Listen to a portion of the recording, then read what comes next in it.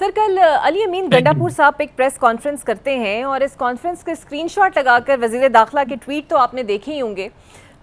5 اگست کی تحریک کو گنڈا پور نے نقصان پہنچایا، پھر محسن نقوی جن سے ہر بار وہ ملاقات بھی کر لیتے ہیں، آخر یہ ماجرا ہے کہ اور آپ اس کو کس طرح دیکھتے ہیں؟ دیکھیں، خیبر پختونخوا ہو، بلوچستان ہو، جس طرح دہشت گردی وہاں پر ہے تو تمام اداروں کو اور ہر فرد کو اس کے اندر اپنا رول ادا کرنا چاہیے اور یہ دہشت گردی کنٹرول ہونی چاہیے. عمران خان صاحب کی دور حکومت کے اندر ہماری جو وفاقی پالیسی تھی وہ بڑی واضح تھی اور اس کی صورت کے اندر ہی امن آیا. اب علی امین گنڈا پور صاحب نے بات کی ہے کہ ہم کسی بھی آپریشن کے خلاف ہیں، اور یہ اس آپریشن کی آڑ کے اندر جس طرح پہلے بھی آپ نے دیکھا کہ اپنے ہی لوگوں کو ٹارگٹ کیا جاتا ہے، تو ایک خفیہ انٹیلیجنس بیس آپریشن جو ہیں وہ آلریڈی جاری ہیں اور بارڈرز جو ہیں ان کو کنٹرول کریں، اور جو انہوں نے واضح بات کی ہے. لیکن جس طرح محسن نقوی صاحب بات کر رہے ہیں جی کہ ڈی اے خان کے اندر کون جو ہے طالبان کو جو ہے وہ بھتا دیتا ہے. بھائی پہلی بات تو آپ یہ بتائیں کہ کب سے آپ کو پتا ہے کہ ڈی اے خان کے اندر بھتا دیا جاتا ہے، اور اس کے ساتھ یہ بھی بتائیں کہ کس کس جگہ کے اوپر کون کون بندہ جو ہے وہ بھتا دیتا ہے. اور اگر کسی نے بھتا دیا ہے تو پھر آج تک آپ تو انٹیریئر منسٹر ہیں، آپ کیوں خاموش رہے؟ یعنی اگر انہوں نے اصول کی بات کی ہے تو آپ فوراً ان کے اوپر اٹیک کے اوپر آ رہے ہیں. اور اس طرح کے الزامات لگانا ایک چیف منسٹر یا کسی بھی منسٹر یا کسی بھی شخص کے اوپر، وہ ایک بڑا ایک گھناؤنا کام ہے، اور ہم اس کی شدید الفاظ میں مذمت بھی کرتے ہیں اور کہتے ہیں کہ اپنے الفاظ جتنے آپ نے الفاظ بولے ہیں وہ واپس لیجئے اور پوری قوم کے سامنے معافی مانگی کہ ہم نے غلط الزام لگایا. بالکل صحیح. اچھا سر، یہ سینٹ میں آپ کو اتنی کیا مجبوری پڑ گئی آپ کی جماعت کو کہ آپ لوگوں نے حکومت کے ساتھ بیٹھنا پسند کیا؟ حالانکہ بڑا کلیئر ورڈکٹ ہے آپ لوگوں کے ساتھ کہ ایک تو آپ انہیں مانتے نہیں ہیں اور دوسرا بیٹھنا چاہتے نہیں ہیں. بہرحال جو 6 سینیٹرز منتخب ہوئے ان میں سے 2 نام ایسے ہیں جو شاید آپ کے ارادوں پر پانی پھیر دیں. ایک تو ہے مرزا آفریدی صاحب جو آزاد حیثیت میں منتخب ہوئے اور حکومت یہ کہتی ہے کہ وہ کبھی بھی اپنی سائڈ پر انہیں کر سکتے ہیں، ووٹ دلوا بھی سکتے ہیں.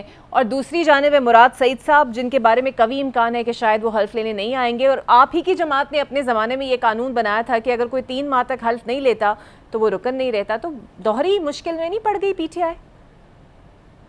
نہیں، دیکھیں سینٹ کے انتخابات اب ہو گئے ہیں، اب وہ بات گزر گئی ہے. لسٹوں کے اندر جو تحفظات تھے مختلف لوگوں کے، ورکرز کے، ہماری بھی رائے ایسی تھی، لیکن وہ اب معاملہ گزر چکا ہے. لیکن اس کے اندر جو بنیادی نقطہ ہے وہ یہ ہے کہ جس طرح غیر قانونی طریقے سے وہاں گورنر صاحب نے حلف لیے اور جو راتوں رات عدالت کھل کے عدالت نے ڈائریکشن دی کہ آپ فوری طور پر گورنر کو میں تعینات کرتا ہوں کہ وہ حلف لیں، ان کے پاس کوئی ثواب دید نہیں تھا، نہ چیف جسٹس صاحب کے پاس تھا، کیونکہ 255 جو ہے وہ بڑا واضح ہے کہ اسپیکر صاحب نے حلف لینا، اگر وہ خود جو ہے وہ نہیں لے پا رہے کسی وجہ سے تو پھر وہ خود اسپیکر صاحب جو ہے بندہ نامزد کریں گے.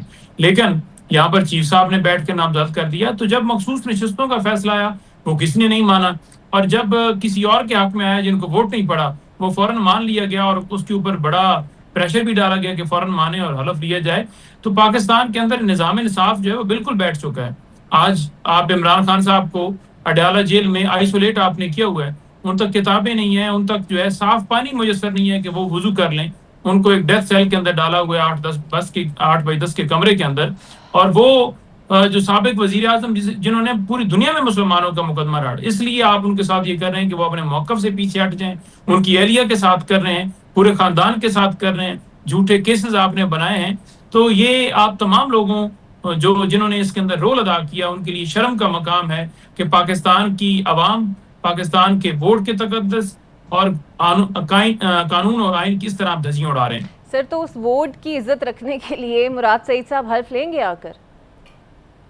دیکھیے مراد سعید صاحب کیونکہ اب خان صاحب کی طرف سے حکم آ جائے گا تو وہ لے بھی لیں گے آ کے.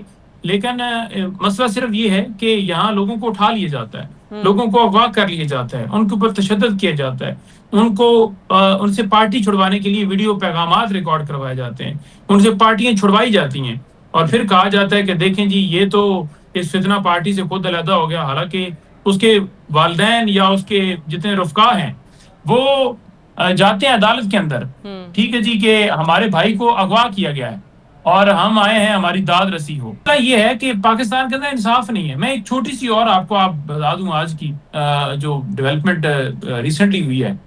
گزشتہ روز یعنی رات کو میرے صدر ہیں تحصیل کے بھیرا کے عارف حسین تتلا صاحب، اچھا ان کے بھائی ثناء اللہ تتلا، ان کو رات ان کے گھر میں چھاپا مارا گیا، پولیس بھی تھی، پولیس اہلکار بھی تھے اور نامعلوم لوگ تھے، نقاب پوش تھے، رات کے بالکل مطلب تاریخی تھی.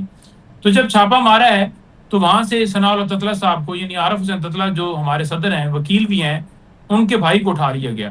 اور رات کو میں نے ڈی پی او کو کال کی، میں نے کہا جی وہ ہمارا بندہ اس طرح گرفتار کر کے لے آئی ہے پولیس. انہوں نے ہوں کہا کہ جو ہے میں ڈی پی او کو کیا، کوئی ان کی طرف سے یعنی رسپانس ہی نہیں آیا. پھر میں نے صبح بھی میسج کیے، کوئی اس کے اوپر جواب نہیں ہے. ایس ایچ او صاحب بے بس نظر آئے، انہوں نے کہا جی میں تو ملک سے باہر ہوں.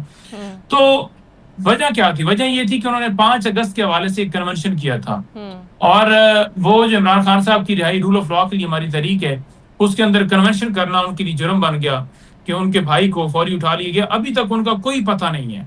ہم عدالت بھی جا چکے ہیں، حالانکہ 24 گھنٹوں کے اندر اندر آپ نے متعلقہ کورٹ کے اندر اس بندے کو پیش کرنا ہوتا ہے.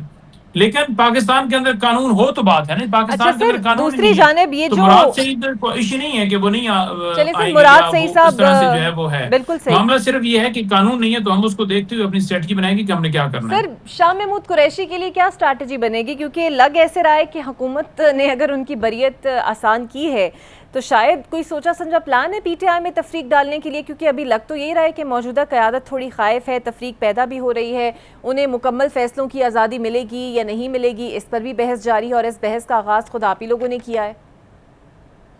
نہیں دیکھیں، شاہ محمود قریشی صاحب کے اوپر بہت سارے اور بھی مقدمات ہیں، 7-8 مقدمات کے اندر ان کی بیل نہیں ہوئی.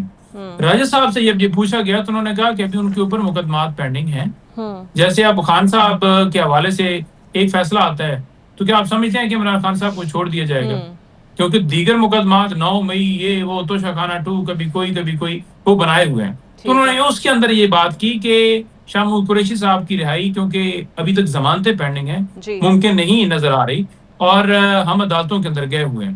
جہاں تک شاہ صاحب ہیں، دیکھیں شاہ صاحب سینئر وائس پریزیڈنٹ ہیں اور ہم سمجھتے ہیں کہ وہ بھی رہا ہونے چاہیے، باقی تمام بھی رہا ہونے چاہیے، عمران خان صاحب بھی رہا ہونے چاہیے، ان کی اہلیہ بھی رہا ہونی چاہیے، کیونکہ سب کے اوپر سیاسی مقدمات ہیں. بالکل صحیح. اور سر، شیر افضل ملوت صاحب علیمہ خان پر خاصی کڑی تنقید کر رہے ہیں، اور پی ٹی آئی کے رہنما حیران کن طور پر خاصے خاموش ہیں اور ان کو ڈیفینڈ بھی نہیں کر رہے اس کے اوپر آ کے. کیا آپ کو لگتا ہے کہ واقعی ایسی کنٹروورسیز یا علیمہ خان سے جڑے جو بھی تحفظات اور خدشات ہیں وہ درست ہیں، اور جو تنقید ہو رہی ہے کہ انہوں نے پارٹی کو نقصان پہنچایا، ایسا ہی ہوا ہے؟ نہیں بالکل ایسی بات نہیں ہے، یہ غلط ساری باتیں، میں اس کی تردید کرتا ہوں.